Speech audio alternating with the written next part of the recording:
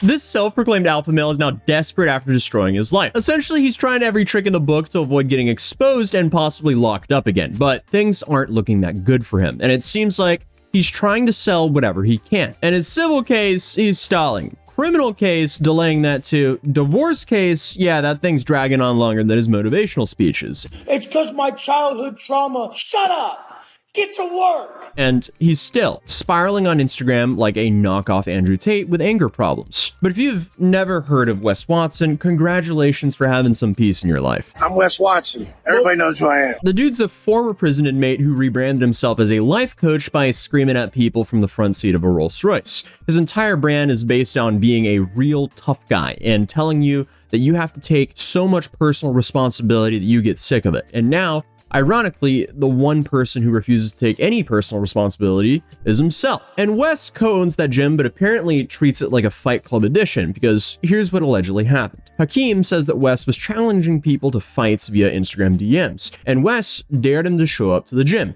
When he did, Watson and his crew allegedly jumped him. We're talking about punching, dragging, hair pulling, literally WWE minus the costumes. I came up to him and he said he wanted to fight me. I came to the gym and they jumped me. Like two of the guys, they're hitting me with a weight, and then he hit with a belt, with a weighted belt. They're pulling my hair and like they were like beating me up. Before we get anywhere, did you physically make contact with him, or did he? No, I didn't do it. Are you sure? Because there's cameras and everything.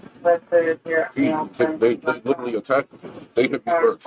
And the gym footage shows Watson with a weighted belt, 3 other guys, and a man getting repeatedly attacked while pinned to the floor. Wes claims that all of this was self-defense, and the footage kind of says otherwise. But first, I want to talk about today's sponsor, Incogni. So look, at this point, it feels like every month now there's a new data leak, and thanks to Incogni's new custom removal feature, you can now point to any sketchy people's search site or random web page exposing your info, and Incogni will go after that site and have your information taken down. Your information is probably out on the internet for someone to find if you've done any online shopping or signed up for T-App.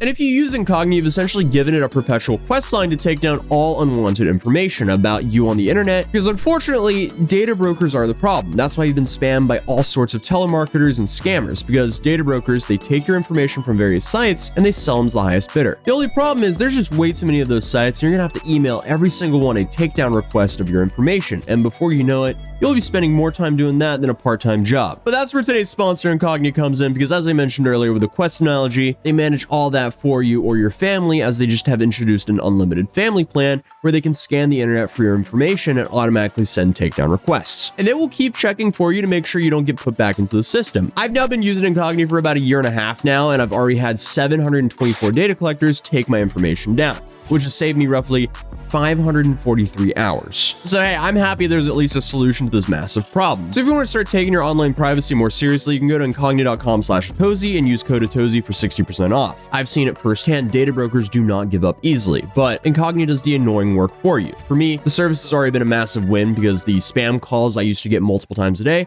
have pretty much vanished. But unfortunately, that's just the tip of the iceberg for what data collectors collect, because the crazier stuff, that would be your shopping habits, address, social security number, and an employment history. So I'm grateful Incogni actually wanted to support the channel and allow me to promote a product that I personally use and enjoy. If you think Incogni can help you, you can go to incogni.com/Atozy by clicking the link right down below to start taking your personal data off the market. But without further ado, let's continue the video. Miami police, they sided with the victim and arrested Watson on April 9th for aggravated assault and battery. The battery charge got dropped, but the assault case, that's still alive, and so are the civil suit and Watson's very public meltdown. So since then, Watson has done what any self-proclaimed alpha male would ever do. He's whined about it on Instagram a whole bunch. He also managed to completely ignore the civil lawsuit that followed, where Hakeem sued him for physical, emotional, and financial damages. Watson then got served with the suit, did absolutely nothing about it, and as a result, the court issued a default judgment, which basically means, yeah, congratulations, you automatically lost. So I mean, that would be a massive wake-up call for essentially anyone, but not for Wes Watson. He's the self-proclaimed alpha male here, so instead of, you know, locking in legally and getting that sorted, he went to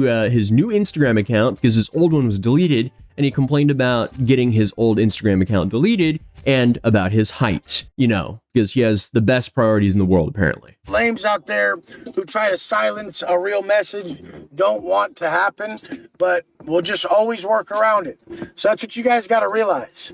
You guys got to realize that there is always a way around everything. And then came the racism scandal, because he allegedly DM'd the UFC fighter Kevin Holland, calling him a toad, which, as it turns out, is prison slang for a black inmate. And I guess he also, on top of that, offered him a KFC gift card. So not only is he a self-proclaimed alpha male, but he is also a self-proclaimed funny man. This is just not something an extremely successful individual will do with their time, but who knows? Maybe that's all a charade as well. It kind of seems like it. Because basically, this guy is doing everything except focus on the case against him. So now that the pressure's on, Wes is essentially doing what all the alleged frauds eventually do. They delay everything and pray the truth just doesn't catch up to them. So, according to John Bravo, Wes's legal team, they've filed a motion to stay in the civil case. That is lawyer speak for, can we pause this for a second while we sort out this criminal case over here? Thank you. So here's John Bravo's lawyer talking about that here. So Wes's legal team filed a motion to stay in the civil case.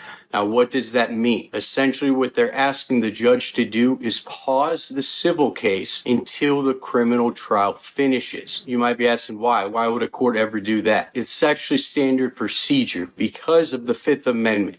Wes is looking at a felony battery charge in criminal court. His lawyers argue that making him answer questions in the civil case would force him to testify about the same events that could land him in prison. So in the civil case, the victim side sends what's known as interrogatories.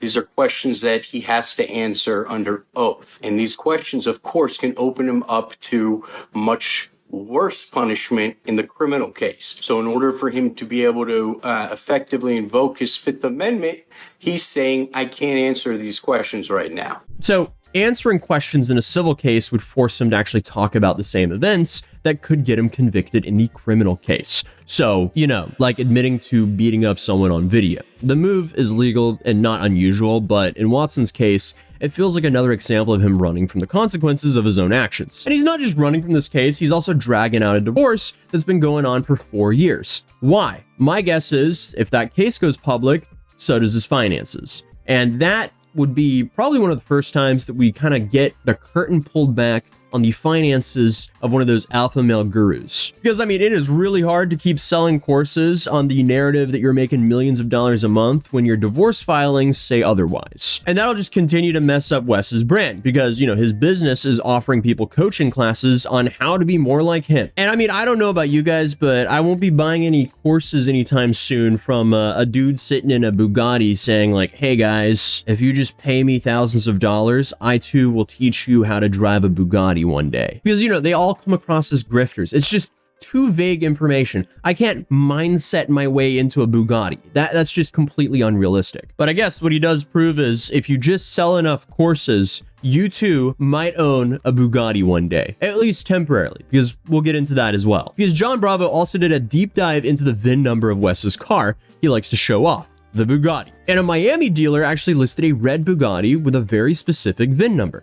That same VIN also belongs to Wes's orange Bugatti. That's not supposed to happen. You can't have two cars with the same VIN number because that's like, it's like your social security number, but for a car. So I'm one of 60 that own a car like this on the planet. All right, so let's take a look here. You guys see this red Bugatti? It's in Miami, 5,300 miles, right? If you guys take a look here, all right, let me show you some more pictures. Well, look here at that VIN number. You see how it ends in 5050? Well, let me show you something. You see this right here, this Carfax? This is Wes's, also 2023 Bugatti.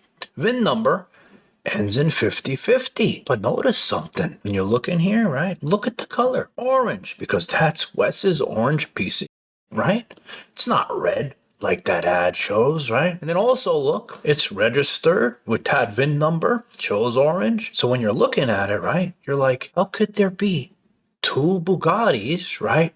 With the same VIN number, but different colors. And it gets so much worse because guess what? When Bravo actually called the dealer to ask what was going on here, the dealer literally admitted on tape that Wes told them to use his VIN on a red car to bait buyers because he didn't want his actual orange Bugatti to be shown online. Why, you may ask? Well, apparently because it would immediately be linked back to him. But unfortunately for him, it did either way. The owner of this orange Bugatti is a very, very private person. He doesn't like his business out there like that. So what he told us to do is, since we had that red one, he's just like, put my VIN on that red one, and if someone calls, offer them my orange one. But he doesn't want us actively listing his color, so he rather just see if anyone would be interested in his color, if anyone called for a Bugatti in general. But on the internet, he rather not have his specific color listed, because there's only like 3 or 4 people in the whole world with that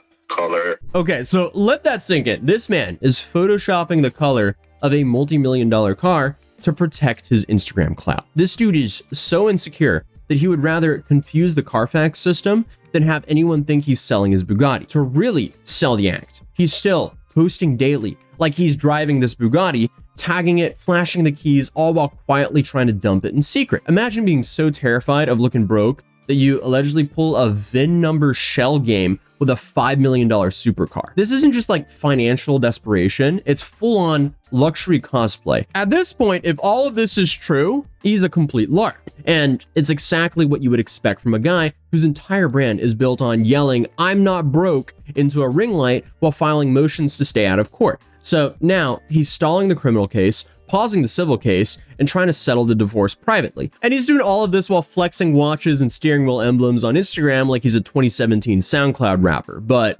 hey, there's a plea hearing at the end of August, and it'll probably be a not guilty plea, because if he pleads guilty, he's going back to prison. And we know he does not want to go back to prison, like any of us here. Who wants to go there? But that's exactly why you allegedly don't invite someone to your gym to beat them up. It just doesn't sound like a great idea. But either way, we're now looking at a timeline where his criminal case gets delayed, his civil case gets frozen, his divorce stays buried, and his entire online persona keeps unraveling every time he opens up his mouth.